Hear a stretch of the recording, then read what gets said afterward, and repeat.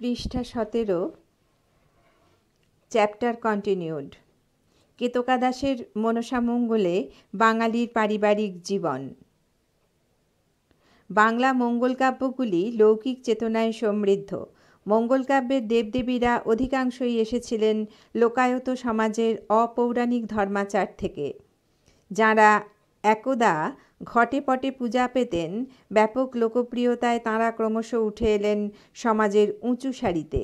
এইসব অশাস্ত্রীয় দেবতার এককালে সংস্কৃতায়ন ঘটল। উচ্চ সমাজে পূজা পাওয়ার ঘটনাটিকে গল্পের কাঠামোয় বেঁধে দেবদেবীর মাহাত্ম্য প্রচারের ব্যবস্থা করা হলো। অভিজাত সমাজে মনসা, চণ্ডী, শীতলা, দক্ষিণ রায় প্রমুখরা যতই পরিগৃহীত হন না কেন, তাদের মাহাত্ম্য প্রচারের আখ্যান থেকে লৌকিক চেতনাকে পুরোপুরি ছেঁটে ফেলা সম্ভব হয়নি। কেননা এই লোকায়তিক ভাবনা কেবল দেবদেবীর মূর্তি পূজা পদ্ধতিকে কেন্দ্র করে আত্মপ্রকাশ করেনি, তা কাব্যের আরও একটি প্রান্তকে স্পর্শ করেছিল। সেটি হলো আখ্যানে বিধৃত রক্তমাংসের মানুষের জীবন।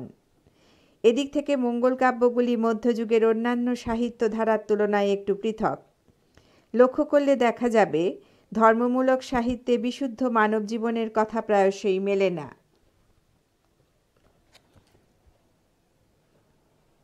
মঙ্গল কাব্যগুলি এ ব্যাপারে একটু ব্যতিক্রম। পৃষ্ঠা 18। এখানে দেবদেবীর পাশে মানুষের কথা আলাদাভাবে ঠাঁই পেয়েছে, এমনকি ধর্মীয় অনুষঙ্গ ব্যতিরেকে কোনো কোনো চরিত্র উঠে এসেছে। মঙ্গল কাব্যগুলির নরখণ্ড লৌকিক চেতনা প্রকাশের সেরা স্থান। এ অংশের প্রধান আশ্রয় মর্ত মানব মানবীর পার্থিব জীবন, যার রূপায়ণে কবিরা আপন অভিজ্ঞতার উপরে নির্ভরশীল। লক্ষ্য করলে দেখা যাবে একই কাব্যের বিভিন্ন কবির রচনায় কাহিনীর কাঠামোগত তফাৎ তত বেশি নয়, যত বেশি আপন আপন অভিজ্ঞতা নির্ভর পারিবারিক চিত্রের উপস্থাপনায়। পারিবারিক জীবনচিত্রে সমৃদ্ধ নয় এমন মঙ্গল কাব্যের অস্তিত্ব আদৌ আছে কিনা সন্দেহ। কেননা দেবদেবীর মাহাত্ম্য ও পূজা প্রচারের গল্পটি ঠাঁই পেত নরখণ্ডের অংশে। এটি প্রতিটি মঙ্গল কাব্যেরই অত্যাবশ্যক উপাদান। মঙ্গল কাব্যের আখ্যানগুলি ছিল বাংলার জনচিত্তের নিজস্ব উদ্ভাবনা। এর চরিত্র ও সামাজিক প্রতিবেশ বাঙালি ও কোনো এর চরিত্র ও সামাজিক পরিবেশ বাঙালি ও বাংলার। বঙ্গদেশের পারিবারিক জীবনের প্রতিফলন নরখণ্ডগুলির প্রায় সর্বত্র। যদিও নির্বিশেষে সেই জীবনের কোনো বিশেষ আঞ্চলিক চেহারা নেই, তবুও কবিদের সংখ্যাধিক্যের বিচারে মনসামঙ্গলে পূর্ববঙ্গ, ধর্মমঙ্গলে রাঢ় ও চণ্ডীমঙ্গলে দক্ষিণবঙ্গের জীবন বেশি মাত্রায় উপস্থাপিত। কেতকা দাস ক্ষেমানন্দ ছিলেন দক্ষিণবঙ্গের মনসামঙ্গলকার। তিনি কিন্তু পূর্বাগত ঐতিহ্যকে সর্বত্র মান্য করে চলেননি। তাই তার মনসামঙ্গলে বাঙালির পারিবারিক জীবনের যে ছবি ধরা পড়েছে, তাতে আপন স্বকীয়তার ছাপ মুদ্রিত। সমাজ অভীক্ষকদের মতে স্বামী স্ত্রীর দাম্পত্য সম্পর্ক যে কোনো সুস্থ পারিবারিক জীবনের ভিত। মনসামঙ্গলের গল্প যেভাবে বিন্যস্ত, তাতে 5 জোড়া দাম্পত্যের ছবি আছে। এগুলি যথাক্রমে শিব ও চণ্ডী, জরৎকারু ও মনসা, চাঁদ ও সনকা, ধন্বন্তরী ও কমলা এবং লক্ষিন্দর ও বেহুলা। কেতকা দাস এই চরিত্রগুলির দাম্পত্য সম্পর্ক নানাভাবে উন্মোচিত করেছেন। শিব ও চণ্ডীর দাম্পত্য বিশুদ্ধভাবে স্বর্গলোকের বিষয়। শিব থাকেন কৈলাসে পত্নী পুত্রকন্যাদের সঙ্গে। মাঝে মাঝে যান নন্দনকাননে। সেখানকার পুষ্পশোভা তাঁকে বিমোহিত করে, তাঁর কাম প্রবৃত্তি জেগে ওঠে। এই শিথিল চরিত্রের মানুষটিকে সন্দেহ করেন চণ্ডী। শিব পত্নীকে ভয় করেন। এর প্রমাণ মেলে পুষ্পকরণ্ডীর মধ্যে মনসাকে লুকিয়ে বাড়িতে নিয়ে আসার ঘটনায়। কিন্তু ঘটনাটি অপ্রকাশ্য থাকে না। চণ্ডী মনসাকে ফুল সরিয়ে আবিষ্কার করেন। শুরু হয় দুই দেবীর মধ্যে ধুন্ধুমার ঝগড়া। তার ফল চণ্ডী কর্তৃক মনসার এক চোখ বিনষ্ট হওয়া। স্ত্রীর বিরক্তির কারণ করে না তোলার জন্য শিব কন্যা মনসাকে সিজুয়া পর্বতে রেখে এলেন। তবে তিনি সর্বত্র পত্নীর জেদকে যে গুরুত্ব দেননি এটাও সত্যি। মনসা যে তাঁর পাতালজাত কন্যা এবং তার প্রতি পিতার কর্তব্য যে তিনি করবেন এটা স্পষ্ট ভাষায় শুনিয়েছেন শিব চণ্ডীকে। অন্যদিকে চণ্ডী যে শিবকে আশ্রয় করেই সারাটা জীবন কাটাতে চান তার প্রমাণ মেলে সমুদ্র মন্থনের পর গরল ভক্ষণে শিবের অচৈতন্য হয়ে পড়ার ঘটনায়। স্বামীকে বাঁচাতে দুই পুত্রকে মনসার কাছে পাঠিয়েছেন চণ্ডী বিষ স্খলনের জন্য। আসলে স্বামীর চরিত্রের প্রতি সন্দেহ বাতিগ্রস্ততাই চণ্ডীর দাম্পত্য সংকটের মূলে, আর শিবের অপরিণামদর্শিতা এই সংকটকে আরও ঘনীভূত করেছে। মনসা ও জরৎকারুর সম্বন্ধ নষ্ট দাম্পত্যের উদাহরণ। মণি জরৎকারু প্রথম থেকেই মনসার প্রতি বিরূপ। তিনি নাগরাশির কন্যাকে বিবাহ করতে চাননি। তাছাড়া মনসার পিতামাতার চরিত্র নিয়েও মণির মনে অনেক প্রশ্ন ছিল। তাই বিবাহের পর স্বামী হিসেবে স্ত্রীর প্রতি যে স্বাভাবিক আসক্তি থাকে সেই আকর্ষণ মণি অনুভব করেননি। তার কাছে গার্হস্থ্য ধর্ম পালনের তুলনায় যেন যোগী ধর্ম পালন বেশি আকর্ষণীয় হয়ে উঠেছে। তিনি সেজন্য বাসর ঘরেই পত্নীকে নির্দেশ দেন তপস্যার উপকরণ সংগ্রহের। এতে সদ্য বিবাহিত মনসা ক্ষুণ্ণই হয়েছেন। পৃষ্ঠা 19। মুনিও তার নির্দেশ পালনে অনিচ্ছুক মনসার আচরণে রুষ্ট। এরপর শিবকে গালি দিলে মনসা পিতার অপমানে ক্রুদ্ধ হন ও মুনিকে দংশন করতে যান। ভয় মুনি পালিয়ে যান। মনসা তাঁর বিলম্বিত ভাগ্যের জন্য কাঁদতে থাকেন। স্বামী সুখের অভাবই এক্ষেত্রে প্রকট। শিবের মধ্যস্থতায় জরৎকারু ফিরে আসেন, জীবনযাপন করবেন না। পরিশেষে মনসার সকাতর অনুনয়ে গমনোদ্যত মুনি ঈশান নন্দিনীকে গর্ভবতী করে চিরতরে বন্ধন ছিন্ন করে চলে গেলেন। মনসামঙ্গলের কাহিনীতে প্রধান উপজীব্য চাঁদ ও মনসার দ্বন্দ্ব। সেই দ্বন্দ্বের ফল কেবল চাঁদকেই ভুগতে হয়নি, তার ভয়ঙ্কর পরিণাম স্পর্শ করে গেছে চাঁদের পত্নী সনকাকেও। চাঁদ সনকার দাম্পত্য অনেকটাই নষ্ট দাম্পত্যই। এই বিনষ্টির পেছনে প্রধান ভূমিকা নিয়েছে চাঁদের একবজ্ঞা নীতি ও স্ত্রীর মতামতকে গুরুত্ব না দেবার পুরুষ সুলভ অনুদারতা। বণিক চাঁদ ধর্মবিশ্বাসে শৈব। তিনি তার ধর্ম সংস্কারে এতটাই দৃঢ় যে অন্য সব কিছু তার কাছে তুচ্ছ। এক্ষেত্রে চ্যাংমরি কানিকে যেমন অবজ্ঞা করেন, তেমনি স্ত্রী সনকা ধর্ম পালনের স্বাধীনতা মানতে নারাজ।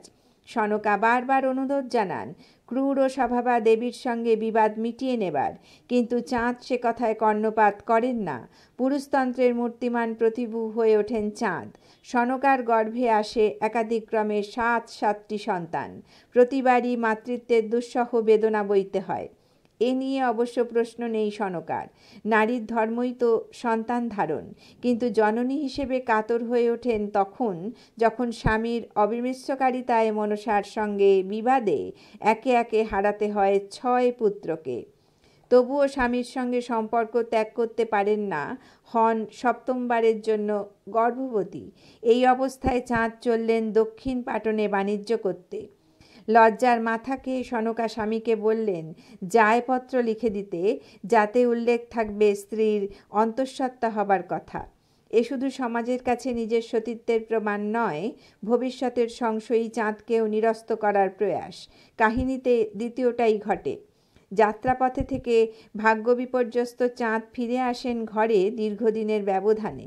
7ম পুত্র লক্ষিন্দরকে দেখে স্ত্রীর চরিত্রে সংশয় উপস্থিত হয়। তখন জায়পত্র দেখিয়ে সনকাকে নিজের স্বামীর কাছেই সতীত্বের প্রমাণ দিতে হয়। চাঁদ এতটাই সংশয়ী, অথচ চাঁদের নিজের চরিত্র আদৌ নিষ্কলঙ্ক নয়। তিনি ধর্মবিশ্বাসে দৃঢ় হতে পারেন বটে, কিন্তু সনকা বর্তমানে অন্য নারীর প্রতি আসক্ত হন। তাঁর মহাজ্ঞান হারিয়ে যায় নটিবেশিনী মনসাকে একান্তে পাওয়ার তাগিদে। অন্নহীন চাঁদ কোনো মতে 4টি কড়ি রোজগার করলে 1 কড়ি নটিবাড়ি যাওয়ার জন্য সরিয়ে রাখার কথা ভাবেন। দাম্পত্যের প্রধানতম আশ্রয় পারস্পরিক বিশ্বাস ও সততা সনকাকে যতটা সুলভ, চাঁদে তার উপস্থিতি কোথায়? আসলে চাঁদ দাম্ভিক ও আধিপত্যপ্রবণ, পুরুষতন্ত্রের উজ্জ্বল প্রতিভূ। সেজন্য নারী দেবতা মনসাকে লাঞ্ছিত অপমানিত করেন। নিজের পত্নী সনকাকে কোনো সম্মান ও গুরুত্ব দেন না। বস্তুত দাম্পত্য সম্পর্কের সজীবতা নির্ভর করে দুপক্ষের সমান্তরাল অবস্থানে।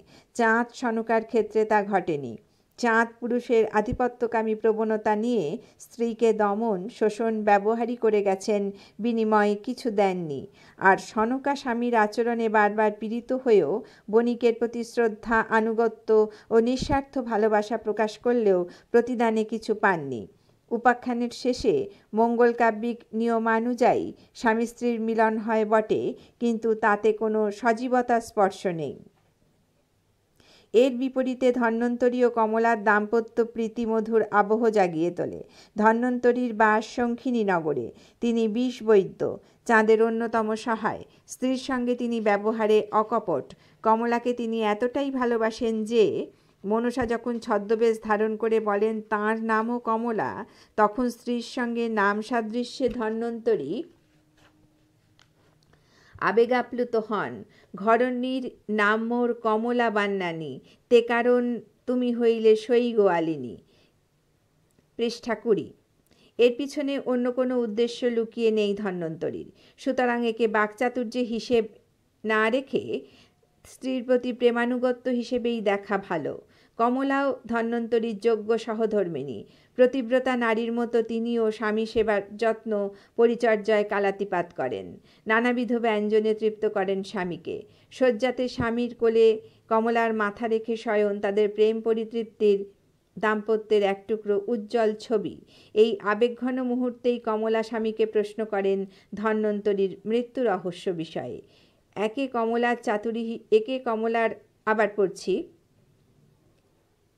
কমলার চাতুরী হিসেবে না দেখাই ভালো, কেননা এই রহস্য জানার ব্যাপারে তার নিজস্ব কোনো তাগিদ কিংবা দুরভিসন্ধি ছিল না। সে এক্ষেত্রে ছলনাময়ী মনসার কৌশলের শিকার হয়েছিল। বেহুলা লক্ষিন্দরের দাম্পত্যটি পূর্বোক্ত সম্পর্কের মতোই নিবিড় বন্ধনের। স্বল্প বয়সী তারা নবদম্পতি, তাই নবীন অনুরাগ। তাদের প্রেম সম্পর্কে কোথায় যেন সামান্য রোমান্টিকতা প্রচ্ছন্ন হয়ে আছে। বেহুলা পতিপ্রেমে প্রথম থেকেই নিমজ্জিতা। বিবাহের পর বাসর ঘরে সে কর্তব্যপরায়ণা বধূ। ক্ষুধার্ত স্বামীর জন্য শ্রান্ত শরীরে নারকেলের জল দিয়ে ভাত রান্না করতে উৎসাহে তার ভাঁটা পড়ে না। স্বামীর বিপদাশঙ্কার কথা শুনেছে সে, তাই ক্লান্তিতে শরীর ভেঙে পড়তে চাইলেও মনকে সজাগ রাখে। তার অতন্দ্র প্রহরী চোখ একে একে দেখে মনসা প্রেরিত বঙ্করাজ, কালদণ্ড ও উদয়কালকে। তারপর অসাধারণ বুদ্ধিমত্তার সঙ্গে তাদের স্বস্থানে ফেরত পাঠায়। কিন্তু শেষ রক্ষা হয় না। শেষ রাতে তাকে কালনিদ্রায় পেয়ে বসে। কালনাগিনী লক্ষিন্দরকে দংশন করে পালায়। সবাই দুষতে থাকে তাকে। এই তিরস্কারের কোনো প্রতিবাদ বাক্য নেই বেহুলার মুখে। স্বামীর সঙ্গে মাত্র একটি নিশির যাপন, কেবল লোচনে লোচন হইল সুমিলন। তাতেই সে লক্ষিন্দরকে প্রাণ প্রিয় বলে ভেবেছে। সেই তার ইহকাল পরকালের আশ্রয়। সুতরাং সকলের অনুরোধ উপরোধ উপেক্ষা করে স্বামীর মৃতদেহ নিয়ে ভেসে যায় অজানার উদ্দেশ্যে, সর্বশেষে স্বর্গলোক। নিজের সম্ভ্রম বিসর্জন দিয়ে উদ্দাম নৃত্য করে সে। পায় দেবতার আশীর্বাদ। ফিরিয়ে আনতে সক্ষম হয় স্বামীর জীবন। পরে ফিরে আসে চম্পকনগরে। বেহুলার এই পাতিব্রতা চিরকালই হিন্দু নারীর আদর্শ। তার মানসিক শক্তি, সংকল্পের দৃঢ়তা, অনমনীয় ব্যক্তিত্ব উপাখ্যানে নারীর এক ভিন্ন ভাবমূর্তি গড়ে দেয়। তার বিপরীতে দাঁড়ানো লক্ষিন্দর কত নিষ্ক্রিয়, চাঞ্চল্যহীন। মনে প্রশ্ন জাগে লক্ষিন্দর কোন গুণে, কেমন তপস্যায় লাভ করেছিল এমন পত্নীকে, যে মাত্র একদিনের স্বামীর জন্যই জীবনকে এতটা বাজি রাখতে পেরেছিল। বেহুলা অবশ্য কারুর বাহুবা পেতে মৃত স্বামীকে নিয়ে গাঙুড়ের জলে ভাসেনি। সে লড়তে চেয়েছিল আপন দুর্ভাগ্যের বিরুদ্ধে, এবং তার জেদ, সাহস, নৃত্যপটুতা, লজ্জাহীনতা শেষ পর্যন্ত জয়ের গৌরব এনে দিয়েছে। এই স্বামী প্রেম তাই নিখাদ, ত্যাগ ও দুঃখের আগুনে পরীক্ষিত। এই অনন্য সাধারণ দাম্পত্য যুগে যুগে ভারতীয় মানসে অভিনন্দিত হয়ে এসেছে। এটা খুবই সত্যি যে কেতকা দাস মুকুন্দের মতো হয়তো অতখানি গার্হস্থ্য রসের কবি নন, পরন্তু তাঁর যথেষ্ট ব্যাপ্ত গ্রামীণ অভিজ্ঞতা ছিল। চণ্ডীমঙ্গলের ধনপতির কাহিনীতে পরিবার জীবনের ছবি আঁকার যে সুযোগ কবি কঙ্কন লাভ করেছিলেন বলা বাহুল্য। মনসামঙ্গলের আখ্যানে তার অবকাশ নেই, তবুও কেতকা দাস চেষ্টার ত্রুটি করেননি। পরিবারে শিশুর জন্ম এক আনন্দজনক ঘটনা, কিন্তু সন্তান প্রসূত হওয়ার অনেক আগে থাকতেই গর্ভস্থ শিশুর মঙ্গলামঙ্গলের জন্য নানা আচার অনুষ্ঠান পালিত হয়। শিশু ভূমিষ্ঠ হওয়ার আগে সমস্ত অনুষ্ঠানটি চলে গর্ভবতী জননীকে ঘিরে, যেমন চতুর্থ মাসে সীমন্তোন্নয়ন, পঞ্চম মাসে পঞ্চামৃত, ষষ্ঠ মাসে পরমান্ন ভোজন, সপ্তম মাসে সাধভক্ষণ ও নবম মাসে নববস্ত্র পরিধান। কেতকা দাস সবগুলির উল্লেখ না করলেও সপ্তম মাসের সাধভক্ষণের বিষয়টি এনেছেন সনকার সপ্তমবারের গর্ভ প্রসঙ্গে। চাঁদ তখন দূরপ্রবাসে বাণিজ্যে, ঘরে সনকা একাকী, তিনি সখীকে ডেকে সাত খাওয়ানোর কথা বলেছেন। পৃষ্ঠা 21। যথাসময়ে সনকা বান্নানী প্রসব করলেন। এই সন্তান লক্ষিন্দর। পুত্র জন্মের খবর পাঠালেন সনকা প্রতি ঘরে ঘরে সাধুর নগরে। খবর পেয়ে পাড়া প্রতিবেশী আত্মীয় পরিজন আনন্দে দেখতে এলো নবজাতককে।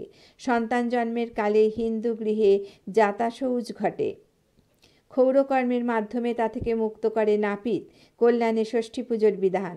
লোকবিশ্বাসে আছে যে ষষ্ঠীর দিন রাত্রে নবজাতকের ভাগ্যদেবতা এসে তার ললাট লিপি লিখে যান। সেজন্য সদ্যজাতের মাথার কাছে দোয়াত কলম রেখে দিতে হয়। কেতকা দাস তার উল্লেখ করেছেন। সন্তান বড় হয়ে ওঠার পর জীবনের আর একটা গুরুত্বপূর্ণ অনুষ্ঠান হলো তার বিবাহ। বিবাহের মধ্য দিয়ে নরনারী দাম্পত্য জীবনযাপনের বৈধ অধিকার লাভ করে। হিন্দু শাস্ত্রানুসারে বিবাহ কেবল একটি অধিকার লাভের পথ নয়, তা পবিত্র সামাজিক কর্তব্যও বটে। শাস্ত্রবচনের নিরিখে বলা যায়, নরক ত্রাতা পুত্র লাভই ছিল বিবাহের আসল উদ্দেশ্য। যাই হোক, বিবাহের পূর্বে চলত উপযুক্ত পাত্র বা পাত্রী নির্বাচন। বিবাহের জটক বিচারে রাশি, গণ, গোত্র, কোষ্ঠী, পরিবারের বংশমর্যাদা, অর্থকৌলীন্য ইত্যাদি খুবই গুরুত্ব পেত। মধ্যযুগে বাঙালি মেয়েদের বিয়ে হতো খুব অল্প বয়সে। অষ্টবর্ষে গৌরীদানের সংস্কার সমাজে খুব চালু ছিল। এর পেছনে কিছু সামাজিক ও অর্থনৈতিক কারণ বর্তমান। কোথাও কোথাও প্রচলিত ছিল কন্যাপণ। এই রকম ক্ষেত্রে পাত্রকে পাত্রীর অভিভাবকের হাতে উপযুক্ত অর্থ দিয়ে তবেই পাত্রী গ্রহণ করতে হতো। কেতকা দাস এ বিষয়গুলিকে তার কাব্যে প্রয়োজনানুসারে এনেছেন। যেমন জনার্দন ঘটক কর্তৃক সাহেবেনেকে ভৎসনা। সাহেবেনে হলেন বেহুলার পিতা, যিনি কন্যার উপযুক্ত বয়স হয়ে যাওয়া সত্ত্বেও তাকে পাত্রস্থ করেননি। এটা যেন তৎকাল প্রচলিত এক সামাজিক অপরাধ। ঘটক জনার্দনের কাছে থেকে বেহুলার পিতা শুনলেন চাঁদ বণিকের পুত্র লক্ষিন্দরের কথা। বিলম্ব না করে গণক ডেকে আনা হলো। এরপর রাশি, গণ, নক্ষত্র মিলিয়ে জটক বিচার। কি দেখা গেল? দৈববশে দুই রাশে হইল মিলন। জনার্দন এসে সে কথা জানালেন চাঁদের কাছে। সঙ্গে এও বললেন, বিনা পণেই সাহেবেনে তার কন্যাকে পাত্রস্থ করতে চান। শুনে সনকা প্রফুল্লিত হলেন। বিবাহ উপলক্ষে গৃহে আত্মীয় পরিজনদের আগমন চিরাচরিত রীতি। সামাজিক অনুষ্ঠানে কেবল সাক্ষী থাকাই নয়, লৌকিকতার এক অবিচ্ছেদ্য অঙ্গ। চাঁদ বণিকের আমন্ত্রণে অসংখ্য বণিকের আগমন ঘটেছে তাঁর গৃহে। লক্ষিন্দর বরসাজে সজ্জিত। গাত্রহরিদ্রার ফলে দেহের বর্ণ তপ্ত কাঞ্চন বর্ণ। নানা অলঙ্কারে সুশোভিত হয়ে সে চলল নিছনি নগরের দিকে। যাত্রার পূর্বে জনক জননীকে প্রণাম করল, আর সেই মুহূর্তেই গধিকা ডাক মস্তক উপর। গধিকা এক্ষেত্রে টিকটিকি। গমনকালে যার ডাককে মনে করা হয় অশুভ, কিন্তু দৈববশে সেটি কারো শ্রবণগোচর হল না। এরপর লক্ষিন্দর ও বেহুলার বিবাহের বর্ণনা। কবিরা এক্ষেত্রে প্রায় সবাই পুচ্ছগ্রাহিতার পরিচয় দিয়েছেন। হিন্দু বিবাহের কিছু অংশ শাস্ত্রাচার অনুযায়ী, বাকিটা স্ত্রী আচার। কেতকা দাস দুয়েরই বিশদ বিবরণ দিয়েছেন। পুরোহিতের আচমন, স্বস্তিক বাচন, সিদ্ধিদাতা গণেশের পূজা, অন্যান্য দেবদেবীর বন্দনা, বসুধারা রচনা, নান্দিমুখ ক্রিয়া ইত্যাদি বর্ণনা। মনসামঙ্গলের কবিরা পরিবার জীবনের আরেকটি খণ্ডচিত্র অঙ্কনের প্রয়াস পেয়েছেন লক্ষিন্দরের মৃত্যুর পর বেহুলাকে অবলম্বন করে। সর্পদংশনে লক্ষিন্দরের মৃত্যু যে চাঁদের সঙ্গে মনসার দ্বন্দ্বের ফলে ঘটেছে, আখ্যান বিবৃতিতে তা স্পষ্ট। পৃষ্ঠা 22। কিন্তু চাঁদের পরিবারের লোকজন, পাড়া প্রতিবেশীরা বেহুলাকে কথা শোনাতে ছাড়েননি। এমনকি কোনো কোনো মনসা মঙ্গলের শাশুড়ি সনকা পুত্রবধূর বিরুদ্ধে সরাসরি অভিযোগের আঙুল তুলেছেন। সে অমঙ্গলা নারী, তাই বিয়ের রাতেই পতিকে খেয়েছে। শ্বশুরবাড়িতে নববধূদের অবস্থান কি, সম্মান কতখানি, এই উপাখ্যান তার চোখে আঙুল দিয়ে দেখিয়ে দেয়। একদিকে স্বামীর সদ্য মৃত্যুজনিত শোক ও অন্যদিকে পাড়াপড়শির এমন কটুকাটব্য ভরা মন্তব্য বেহুলাকে অধীর করে তোলে। সে সিদ্ধান্ত নেয় স্বামীর মৃতদেহ নিয়ে সে পাড়ি দেবে অজানার উদ্দেশ্যে। স্বামীর জীবন ফিরিয়ে আনাই তার সংকল্প। তাতে সফল হলে সে ফিরবে, নইলে এ যাত্রাই তার শেষ যাত্রা। বেহুলা গাঙুরের জলে ভাসবার জন্য প্রস্তুত হয়। তার দুর্ভাগ্যের খবর দেয় সে নিছনিতে শ্বেতকাক মারফত। কাকের কর্কশ একটানা ডাক শুনে বেহুলার মা অমলার বুক আশঙ্কায় কাঁপতে থাকে। মেয়ের খবর জানার জন্য 3 পুত্রকে পাঠান চম্পকনগরে। সুন্দর সুবল হরি 3 ভাই যাত্রাকালে সঙ্গে নেয় চিঁড়ে মুরকি, নলেন গুড়ের সন্দেশ, বড় ঝাল নাড়ু, চিনি, চাঁপা কলা, পানের বিড়া। আত্মীয় স্বজনের বাড়িতে যাওয়ার কালে এ ধরনের লৌকিকতা বহুকাল প্রসিদ্ধ। যাত্রাপথে 3 ভাই খবর পায় ভগিনীর বৈধব্যের। তারা কাঁদতে কাঁদতে হাজির হয় গাঙুরের ঘাটে। দাদাদের দেখে বেহুলাও কাঁদতে থাকে। দাদারা বেহুলাকে বিপদসংকুল দুঃখকর জলযাত্রা থেকে নিরস্ত হতে বলে। তারা ভগিনীকে অনুরোধ জানায় তাদের সঙ্গে নিছনিতে পিতৃগৃহে ফিরতে। তার প্রত্যুত্তরে বেহুলা যে জবাব দেয় তার মধ্যে লুকিয়ে রয়েছে তৎকালীন বাঙালি সমাজের আরেকটি জ্বলন্ত সত্য। পরিবারে কন্যার স্থান সংকীর্ণ, আরও সংকীর্ণ বিধবা কন্যার। পিতৃগৃহের সকল অধিকার হারিয়ে সে তখন হয়ে দাঁড়ায় সহোদরদের গলগ্রহ। বিধবা হিন্দু নারীর এই একান্ত বাস্তব সমস্যাটি দুর্দান্তভাবে তুলে ধরেছেন কেতকা দাস। শ্বশুরবাড়িতে আর এক বেহুলাকে প্রত্যক্ষ করেছেন মনসামঙ্গলের সকল পাঠক শ্রোতা। যে বেহুলা স্বর্গলোক থেকে সাফল্য নিয়ে ফিরে এসেছে পতিগৃহে, ফিরিয়ে নিয়ে এসেছে মৃত লক্ষিন্দরের প্রাণ, সেই অশ্রুতপূর্ব সংবাদে বণিকপাড়ায় জেগে ওঠে কোলাহল। পড়শিরা দ্রুত গিয়ে সংবাদ দেয় সনকাকে। বেহুলা আসে ডমির ছদ্মবেশে, প্রমাণ দিয়ে জানান দেয় তার আত্মপরিচয়। বেহুলার মুখে সন্তানের প্রাণ ফিরে পাওয়ার সংবাদে উৎফুল্ল হয়ে ওঠেন সনকা। পুত্রবধূকে গ্রহণ করেন পরম আনন্দে। পূর্বের কটুভাষী সনকার মুখে কবি যোজনা করেন অভূতপূর্ব প্রশংসাবাণী। দেখিয়া সনকা হইল পরিতোষ মনে, বেহুলার গড়াধরি কান্দে পরিজনে। কহ গো সাবিত্রী সতী কুশল বারতা, নিজপতি জিয়াইয়া থুয়া আইলে কোথা। বিহুলা শাশুড়িকে দিয়ে প্রতিজ্ঞা করিয়ে নেয় শ্বশুর চাঁদ মিটিয়ে দেবেন দেবী মনসার সঙ্গে বিবাদ। হয়েও তাই। চাঁদের পুজো দেবার পর লক্ষিন্দর আত্মপ্রকাশ করে। শুরু হয় লখাই বেহুলার নতুন এক জীবন। পরিবার জীবনের বৃত্তবন্দী কবিরা এ কাব্য রচনায় যেমন গতানুগতিক পথে চলেছিলেন, তেমনি স্থানে স্থানে যে নিজস্ব অভিজ্ঞতার প্রয়োগ ঘটিয়েছিলেন তা বোঝা যায়। মনসামঙ্গল কাব্য নাগ পূজা, মনসা পূজা।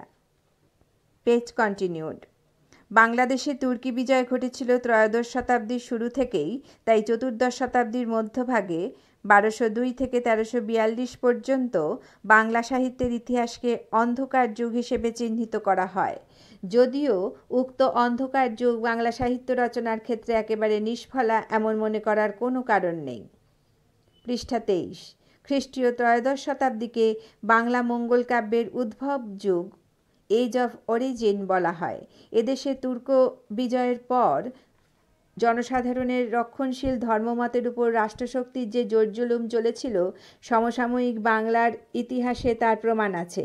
এই প্রবল রাষ্ট্রশক্তির সম্মুখে সমগ্র সমাজ নিজেকে সম্পূর্ণ অসহায় বিবেচনা করে তার কবল থেকে মুক্তি লাভের জন্য এক ভয়ঙ্করী শক্তি দেবতার উদ্বোধন করল। এইভাবেই খ্রিস্টীয় চতুর্দশ শতাব্দীর সূচনা থেকে সমগ্রভাবে বাংলার সমাজ নতুন করে পুনরায় এই লৌকিক শক্তিমন্ত্রে দীক্ষা গ্রহণ করল। বিভিন্ন প্রকৃতির লৌকিক শক্তি দেবতাদিগের মাহাত্ম্য কীর্তন করাই ছিল মঙ্গল কাব্যগুলির উদ্দেশ্য। মনসামঙ্গলও সেই উদ্দেশ্যেই রচিত। বাংলার মঙ্গল কাব্যগুলির ইতিহাস আলোচনা করলে দেখা যায় মনসামঙ্গল কাব্যই মঙ্গল কাব্যগুলির মধ্যে প্রাচীনতম। মনসামঙ্গলের বিষয়বস্তু মঙ্গল কাব্যগুলির মধ্যে সর্বাপেক্ষা পুরাতন। ব্রাহ্মণ্য সমাজের বহির্ভাগে এই কাব্যের উদ্ভব হয় বলেই সমগ্র মনসামঙ্গল কাব্যে একটিও ব্রাহ্মণ চরিত্রের সন্ধান পাওয়া যায় না। ব্রাহ্মণ্য সমাজের বাইরে এই কাব্যের মূল কাহিনী উদ্ভূত হয়ে শ্রীচৈতন্যদেবের আবিষ্কারের পূর্বেই যে এটি সম্পূর্ণ সাহিত্য অবয়ব লাভ করতে সমর্থ হয়েছিল তাই নয়, এই সময়ের মধ্যে ব্রাহ্মণ সমাজের দৃষ্টি আকর্ষণে সমর্থ হয়েছিল। কারণ পঞ্চদশ শতাব্দীর শেষভাগেই ব্রাহ্মণ কবিগণ মনসামঙ্গল কাব্য রচনায় হস্তক্ষেপ করেছিলেন। মনসামঙ্গল কাব্যের প্রকৃত উদ্ভবকাল নিরূপণ করতে হলে ভারতের সর্পপূজার ও মনসা পূজার ইতিহাস আলোচনা করতে হয়। কারণ সমাজে সর্পপূজাকে আশ্রয় করেই এই জাতীয় সাহিত্য গড়ে উঠেছিল। সমাজে সর্পদেবতার প্রতিষ্ঠার সঙ্গে মনসামঙ্গল কাব্যের ইতিহাস জড়িয়ে আছে। শুধু তাই নয়, এই সাহিত্য বিভিন্ন জাতির বিভিন্ন ঐতিহ্যের ধারা অনুসরণ করে বিকাশ লাভ করেছিল বলেই মনসামঙ্গল কাব্যের প্রকৃতি অত্যন্ত জটিল। আনুমানিক খ্রিস্টীয় ত্রয়োদশ শতাব্দী থেকে শুরু করে অষ্টাদশ শতাব্দীর কবি রায়গুণাকর ভারতচন্দ্রের জীবৎকাল 1712 থেকে 1760 কাল পর্যন্ত যে বিশেষ এক শ্রেণীর ধর্ম বিষয়ক আখ্যান কাব্য প্রচলিত ছিল তাহাই বাংলা সাহিত্যের ইতিহাসে মঙ্গল কাব্য নামে পরিচিত।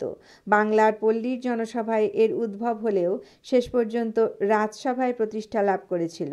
মঙ্গল গানের এক একটি গীতিকাহিনী কতকগুলি পালায় বিভক্ত হয়ে রচিত হয়েছে। বিভিন্ন বিষয়ক মঙ্গল কাব্যের পালা বিভাগ স্বতন্ত্র। মনসামঙ্গল প্রতিদিন এক পালা করে গাউন রীতি। এক মাসের উপযোগী এক একটি সুদীর্ঘ পালা 30 পালায় বিভক্ত। সব মঙ্গল কাব্যেরই গান শেষ হওয়ার পূর্ববর্তী রাত্রি ও পালাকে জাগরণ বলা হতো, কারণ সেদিন সমস্ত রাত্রিব্যাপী গান হতো। পরদিন দিবস পালার ফলশ্রুতি শোনার পর গান শেষ হতো। জাগরণ পালায় মঙ্গল গানের কাহিনী শেষ হয়ে যাবার পর শেষ দিনের দিবাপালায় যে কাহিনী বহির্ভূত ফলশ্রুতি শুনতে হতো তাকে বলা হতো অষ্টমঙ্গলা। কবি কখনো তাঁর বিস্তৃত আত্মপরিচয় দিতেন এখানে। পুরাণ পাঠ এবং শ্রবণ করলে যেমন কি পুণ্য লাভ হয় তা পুরাণের কাহিনী শেষে বর্ণিত হয়, মঙ্গল কাব্যেও বর্ণিত হয় সেই ফলশ্রুতি। পুরাণ থেকেই এই রীতি মঙ্গল কাব্যে এসেছে। এই ফলশ্রুতি অংশেই মঙ্গল কাব্যের কবিগণ তাঁদের কাব্য রচনাকাল উল্লেখ করতেন হেঁয়ালির মতো। বিদগ্ধ ব্যক্তি ছাড়া এই হেঁয়ালির অর্থ বোঝা সম্ভব ছিল না। এই রীতি মঙ্গল কাব্য থেকে অন্যান্য বাংলা কাব্যে বিস্তার লাভ করেছিল। যেমন কবি বিজয়গুপ্ত তাঁর মনসামঙ্গল রচনার কাল উল্লেখ করেছেন এইভাবে, পৃষ্ঠা 24, ঋতু শশী বেদ শশী পরিমিত শক সুলতান হুসেন শাহ নিপতি তিলক। এখানে ঋতু সমান 6, শশী সমান 1, বেদ সমান 4, শশী সমান 1, অর্থাৎ 1416 শকাব্দ অর্থাৎ 1416 1416 যুক্ত 78 সমান 1494 খ্রিস্টাব্দ। কবির বিস্তৃত আত্মপরিচয় প্রদান করার রীতি ছিল আত্মবিবরণীতে বৃহত্তর সামাজিক তথ্য পরিবেশিত হতো। রচয়িতার নামের ভণিতা প্রথম চর্যাপদেই পাওয়া যায়। ভণিতায় অনেকে পূর্ববর্তী কবির নামোল্লেখ করে থাকেন, এমনকি কৃতজ্ঞতা জ্ঞাপনও করেন। একমাত্র মনসামঙ্গলের কবি বিজয়গুপ্ত ব্যতিক্রম। তিনি তার পূর্বসূরি হরিদত্তকে মূর্খ বলে নিন্দা করে বলেছেন, প্রথমে রচিল গীত কানা হরিদত্ত, মূর্খে রচিল গীত না জানে মাহাত্ম্য। এই ধরনের দুর্বিনীত উক্তি অন্য কোনো কবি করেননি। দৈবাদেশ ছাড়া মঙ্গল কাব্য রচিত হতো না। প্রত্যেক মঙ্গল কাব্যের কবিরই বক্তব্য এবং দৈবাদেশ কিভাবে কখন লাভ করেছিলেন তারও উল্লেখ থাকে মঙ্গল কাব্যে। এই বিষয়ক প্রত্যেকটি কাহিনী যেমন অলৌকিক তেমনি চিত্তাকর্ষক। মঙ্গল কাব্যে ব্যাপকভাবে অক্ষরবৃত্ত পয়ার ছন্দ ব্যবহার করা হয়েছে। মঙ্গল কাব্যের কাহিনী লিখিত হবার পূর্বে মুখে মুখে প্রচলিত ছিল। মঙ্গল কাব্যের কবিরা ছন্দ সম্বন্ধে সচেতন ছিলেন বলেই কোনো ছন্দে রচনা করছেন তার উল্লেখ করে দিতেন। প্রত্যেক পরিচ্ছেদের শিরোদেশে পয়ার ছন্দকে পাঁচালী বলে উল্লেখ করা হয়েছে। সুদীর্ঘ কাহিনীমূলক গীতির বৈচিত্র্যহীন সুরে একঘেয়েমি দূর করার জন্য মাঝে মাঝে দোহার কর্তৃক ধোঁয়া ধরার রীতি প্রচলিত ছিল। শুদ্ধ ভাষায় ধোঁয়াকে বলা হয় ধ্রুবপদ। প্রত্যেক পরিচ্ছেদ ও পালার জন্য স্বতন্ত্র ধোঁয়া রচিত হয়েছে। মঙ্গল কাব্যের লক্ষণ বৈশিষ্ট্য। Page continued. প্রথমেই গণেশাদি পঞ্চদেবতাদের বন্দনা, তারপর গ্রন্থোৎপত্তির কারণ, সৃষ্টি রহস্য কথন, মনুর প্রজা সৃষ্টি, প্রজাপতির শিবহীন যজ্ঞ, সতীর দেহ, উমার তপস্যা, মদন ভস্য, রতিবিলাপ, গৌরীর বিবাহ, কৈলাসে হরগৌরীর কোন্দল, শিবের ভিক্ষাযাত্রা, দেবতা দেবীদের নিজের পূজা প্রচারের চেষ্টা এবং অবশেষে পূজা প্রচার, স্বর্গভ্রষ্ট দেবতাদের স্বর্গে গমন, নায়িকার 12 মাসী বর্ণনা মঙ্গলকাব্যের একটি বৈশিষ্ট্য, পাকপ্রণালী বর্ণনা একটি অপরিহার্য বৈশিষ্ট্য। অন্যতম বৈশিষ্ট্য নারীগণের প্রতিনিন্দা। বিবাহাচারীর বিস্তৃত বর্ণনা মঙ্গলকাব্যের বৈশিষ্ট্য। মনসামঙ্গল কাব্যে হয়েছে তিনটি বিবাহের অনুষ্ঠান: মনসার বিবাহ, চাঁদ সদাগরের বিবাহ এবং লক্ষিন্দরের বিবাহ।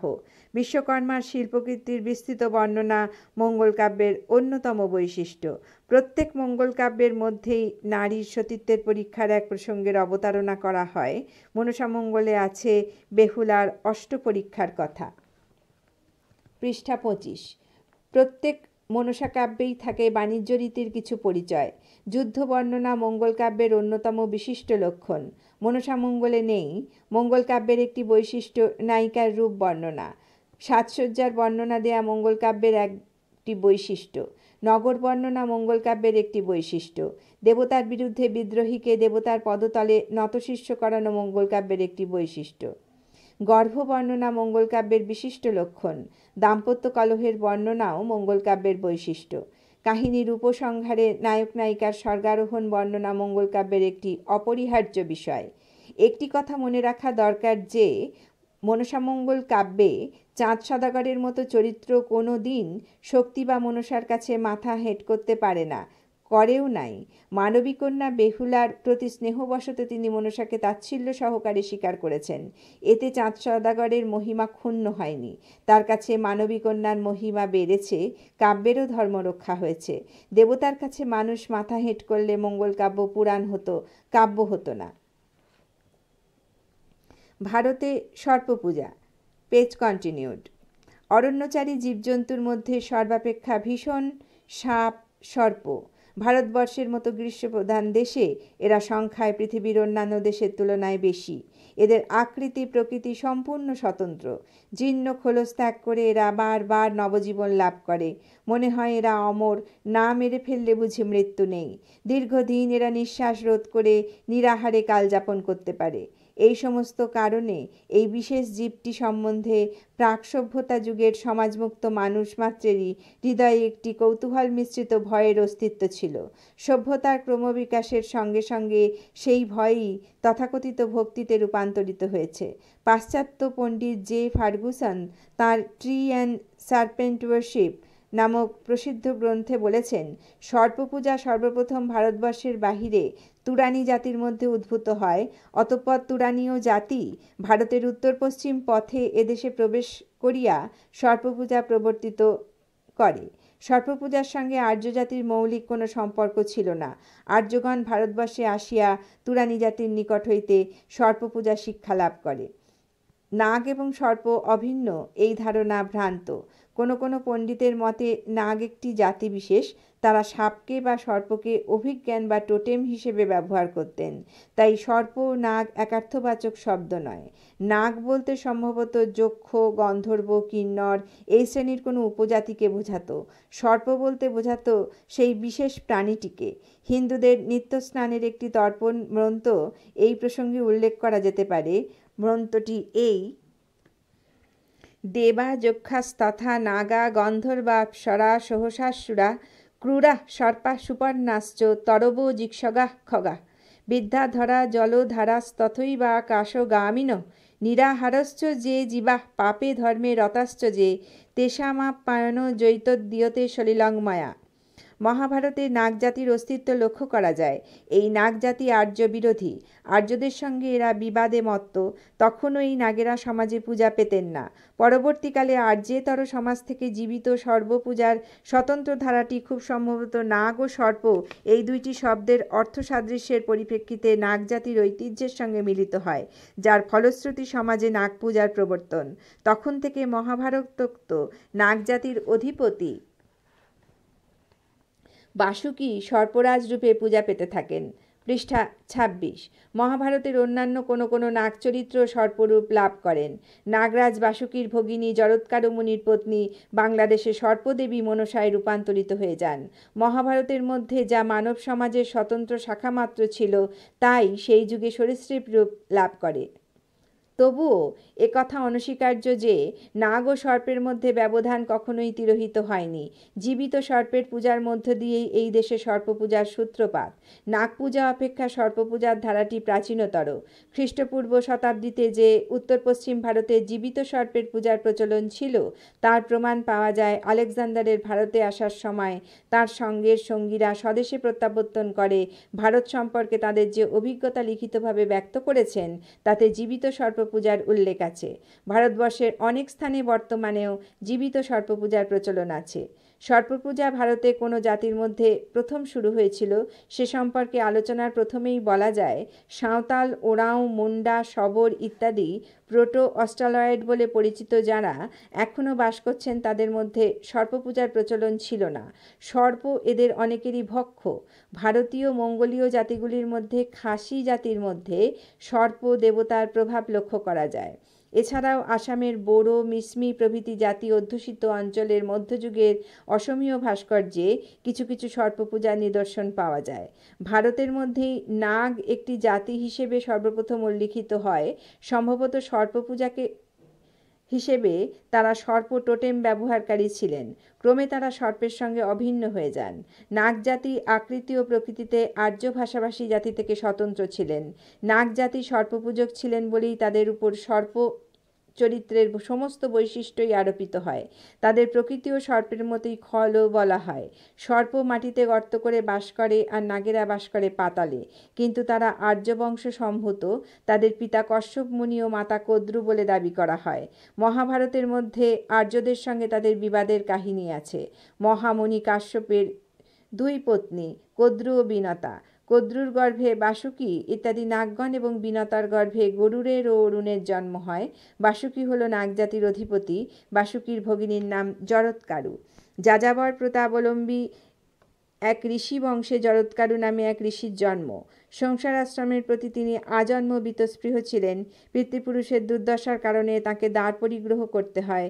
তার শর্ত ছিল তার নিজের নামের পত্নী হবেন।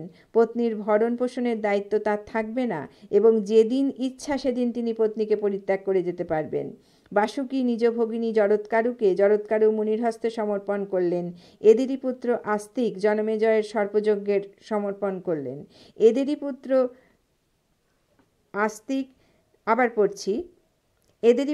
আস্তিক জনমেজয়ের সর্পযজ্ঞের অনুষ্ঠান পণ্ড করেছিলেন। তৃতীয় পাণ্ডব অর্জুনের পৌত্র পরীক্ষিতকে সর্পদংশনের কারণে তার পুত্র জনমেজয় সর্পসত্রের আয়োজন করে সর্পকুল নির্মূল করতে উদ্যত হয়েছিলেন। বাংলায় মনসা পূজা, পেজ কন্টিনিউড। মহাভারতেই সর্বপ্রথম নাগরাজ বাসুকীর ভগিনী জরৎকারুর উল্লেখ এবং তার বিস্তৃত পরিচয় থাকলেও তার উপর কোনো প্রকার দেবত্ব আরোপিত হয়নি। যদিও আরও পরবর্তীকালে তিনি বাংলাদেশে মনসা দেবীর সঙ্গে অভিন্ন হয়ে দেব মর্যাদা লাভে সমর্থ হন। পৃষ্ঠা ২৭। মহাভারতোত্তর যুগে আর্য প্রভাবিত ভারতের প্রায় সর্বত্রই সর্পকেও পুংদেবতা নাগরাজ বাসুকী রূপে পূজা করা হয়ে থাকে। শুধুমাত্র বাংলাদেশ ও দাক্ষিণাত্যের প্রায় সর্বত্র স্ত্রী সর্পদেবতা পূজা পায় পুং সর্পদেবতার পরিবর্তে। জীবিত সর্পপূজার পরের অবস্থা বিশেষ কোনো বৃক্ষকে সর্পাধিষ্ঠিত বিবেচনা করে সেই বৃক্ষের পূজা। মনে হয় জীবিত সর্পের পূজক কোনো জাতির সংস্কৃতির সঙ্গে কালক্রমে বৃক্ষের মধ্যে সর্পপাশক বা বৃক্ষপাশক কোনো জাতির সংস্কৃতি একত্র মিশ্রিত হয়েছিল। এইভাবে বিশেষ এক শ্রেণীর বৃক্ষের মধ্যে সর্পপূজার রীতি প্রথম প্রবর্তিত হয়। এই বৃক্ষের নাম মনসা বৃক্ষ। সংস্কৃতে বলা হয় স্নুহী বৃক্ষ। এই স্নুহী বৃক্ষের কতগুলি রোগ প্রতিষেধক গুণ আছে। মনে হয় সেই কারণেই আদিম সমাজে এই বৃক্ষটি পূজার সূত্রপাত।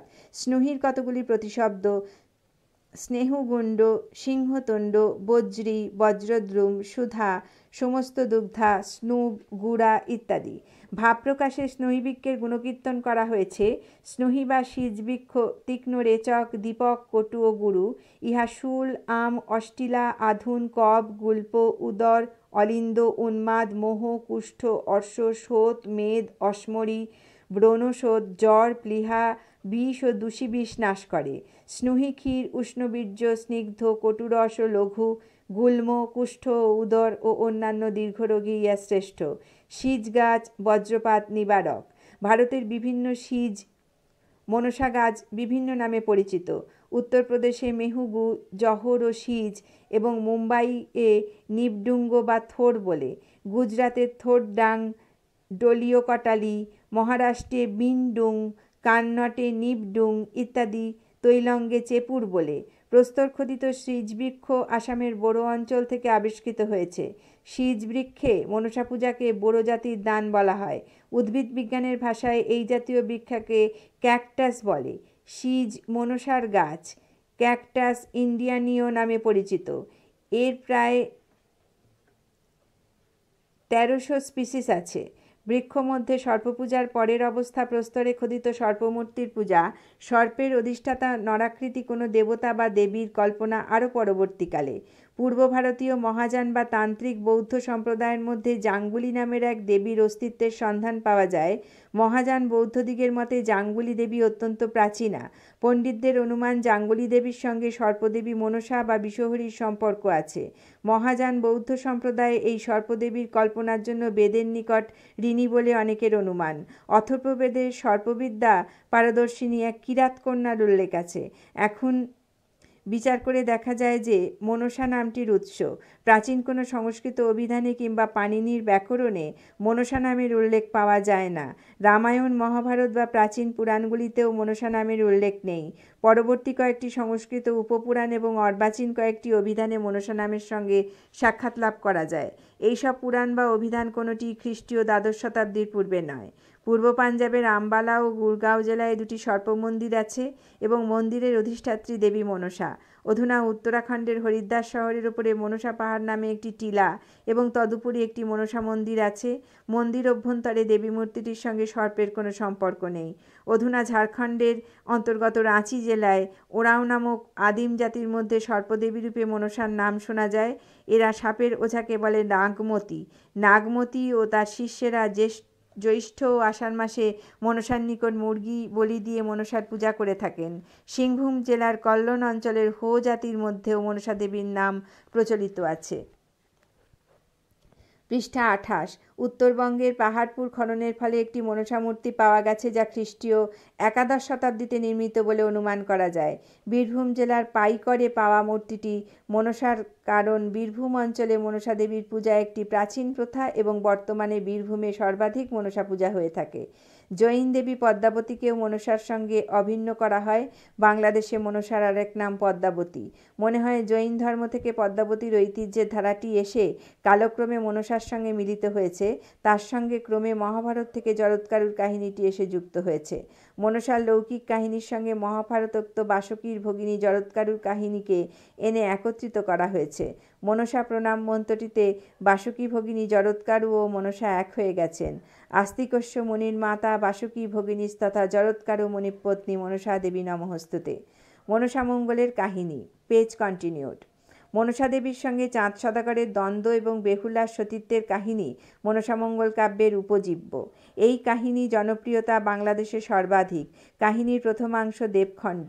এই খণ্ডে আছে মনসার জন্ম থেকে মর্তলোকে পূজা প্রচারের জন্য প্রথমে পুরুবার মালাধর, পরে উষা অনিরুদ্ধের শাপগ্রস্ত হওয়ার কাহিনী বর্ণিত হয়েছে। মহাদেবের ঔরসে পদ্মপাতায় মনসার জন্ম, কিন্তু তিনি পাতালে নাগরাজ্যে আশ্রয় পান। পরে বাসুকীর কাছে পিতৃপরিচয় জানতে পেরে তিনি মহাদেবের সঙ্গে সাক্ষাৎ করেন। কন্যার পরিচয় পেয়ে শিব তাকে গোপনে সাজির মধ্যে নিয়ে কৈলাসে যান। সেখানে বিমাতা চণ্ডী তাকে দেখতে পেয়ে অতি নিষ্ঠুর আচরণ করেন এবং মনসার এক চক্ষু কানা করে দেন। পরে শিব গৃহশান্তি বজায় রাখার জন্য কন্যা মনসার সিজুয়া পর্বতে বসবাসের ব্যবস্থা করেন এবং নেতাকে কন্যার দেখাশোনার ভার দেন। বিবাহিত জীবনেও মনসা সুখী হননি। শর্ত মেনে জরৎকারু মুনির সঙ্গে দেবীর বিবাহ হলেও মুনি অল্প সময়ে বিবাহিত জীবন কাটিয়ে তপস্যায় চলে যান। এরকম দুর্বিনীত মানসিক অবস্থায় মর্তধামে পূজা পাওয়ার জন্য মনসা উদ্যোগী হন। তখন সমাজে উচ্চবিত্ত ও উচ্চবর্ণের মধ্যে স্ত্রী দেবতার পূজার প্রচলন ছিল না। তাই সমাজের প্রতিপত্তিশালী বণিক চাঁদ সদাগরের পূজা পাওয়া মনসার পক্ষে জরুরি ছিল। কিন্তু শৈব চাঁদ সদাগর মনসার পূজা করতে রাজি নন।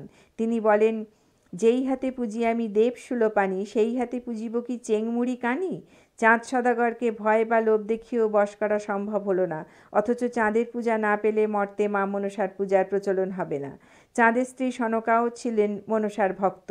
চাঁদ তা জানতে পেরে পদাঘাতে মনসার ঘট ভেঙে দেন। ফলে ক্রুদ্ধ মনসা ছলনার দ্বারা চাঁদের মহাজ্ঞান হরণ করেন। ধন্বন্তরীর সহায়তায় চাঁদ পুনরায় মহাজ্ঞান ফিরে পান। প্রসঙ্গত উল্লেখ্য যে চাঁদের কাছে পূজা পাওয়ার প্রাথমিক পদক্ষেপ হিসেবে মনসা আগে রাখালদের ও তারপরে জালুমালুকে ছলনা করেন। ধন্বন্তরী চাঁদের মহাজ্ঞান ফিরিয়ে দিলে মনসা ক্রুদ্ধ হয়ে ধন্বন্তরীর প্রাণ হরণ করেন। এখানেও অবশ্য ছলা ও ছদ্মবেশ ধারণই তার অবলম্বন। এরপর মনসা চাঁদের 6 পুত্রের প্রাণনাশ এবং চাঁদের নাখরাবণ নষ্ট করেন। চাঁদ সদাগরের সপ্তডিঙা মধুকর ডুবিয়ে দেন। কোনো মতে চাঁদ বেঁচে যান। নিঃসম্বল অবস্থায় চাঁদ ঘরে ফিরে আসেন। তখন তার সপ্তম পুত্র সন্তান লক্ষিন্দর বিবাহযোগ্য। চাঁদ নিজে পাত্রী নির্বাচন করেন সাইবেনের রূপসী ও গুণবতী কন্যা বেহুলাকে। পৃষ্ঠা 29।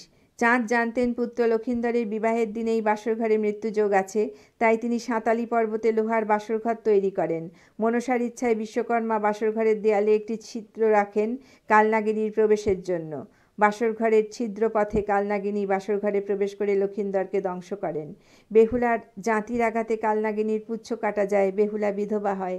লক্ষিন্দরের জীবন ফিরিয়ে আনার অভিপ্রায়ে বেহুলা কলার মান্দাসে করে লক্ষিন্দরের মৃতদেহ নিয়ে জলে ভেসে যায়। 6 মাস পরে বহু বাধা বিপত্তি পেরিয়ে স্বামীর কঙ্কাল নিয়ে স্বর্গে পৌঁছন। স্বর্গে নেতাধোপানির সহায়তায় দেবতাদের সভায় নৃত্যগীত পরিবেশন করে বেহুলা শুধু স্বামী লক্ষিন্দরের নয়, মৃত 6 ভাসুরেরও জীবন ফিরিয়ে আনেন। চাঁদ তার সপ্তডিঙার পরিবর্তে 14 ডিঙা ফিরে পান। এত প্রাপ্তির পর চাঁদের আর মনসার পুজো না করে থাকা সম্ভব হয়নি। যাই হোক, চাঁদ সদাগর বাম হাতে মনসাকে ফুল দেন। দেবী মনসার পূজা প্রচারের পর বেহুলা লক্ষিন্দর স্বর্গে ফিরে যায়, কারণ এরা শাপভ্রষ্ট, উষা অনিরুদ্ধ। সংস্কৃত পুরাণগুলি অগণিত লৌকিক কাহিনীতে পূর্ণ হলেও কোনো সংস্কৃত পুরাণেই মনসামঙ্গলের অনুরূপ কোনো কাহিনীর সাক্ষাৎ পাওয়া যায় না। এটি রামায়ণ মহাভারত পুরাণ নিরপেক্ষ একটি স্বাধীন লৌকিক কাহিনী। মনসামঙ্গল এই কাহিনীর মূল উৎস। ভাস্কর্যে মনসামূর্তি খোদিত হবার আগে থেকেই মনসার এই লৌকিক কাহিনী সমাজে প্রচলিত ছিল বলে অনুমান করা যায়। সম্ভবত তখন লোকমুখে পল্লীগীতিকা বা ছড়ার আকারে মনসামঙ্গলের সংক্ষিপ্ততম মূল কাহিনীটি লোকের মুখে মুখে গীত হতো। তারপর ত্রয়োদশ-চতুর্দশ শতাব্দীর কোনো কোনো শক্তিশালী কবির নিপুণ হাতে পড়ে তা কাহিনীবদ্ধ হয়েছে। ক্রমে ক্রমে লৌকিক কাহিনীর সংক্ষিপ্ততম অংশটির মধ্যে প্রথমত নেতাধোপানি, শঙ্কর গারুড়ি ও তারপরে মহাভারতের নাগকাহিনীও যুক্ত হয়েছে। এইভাবেই মধ্যযুগের মনসামঙ্গল কাব্যখানি একটি জটিল রূপ ও বিপুল আয়তন লাভ করেছে।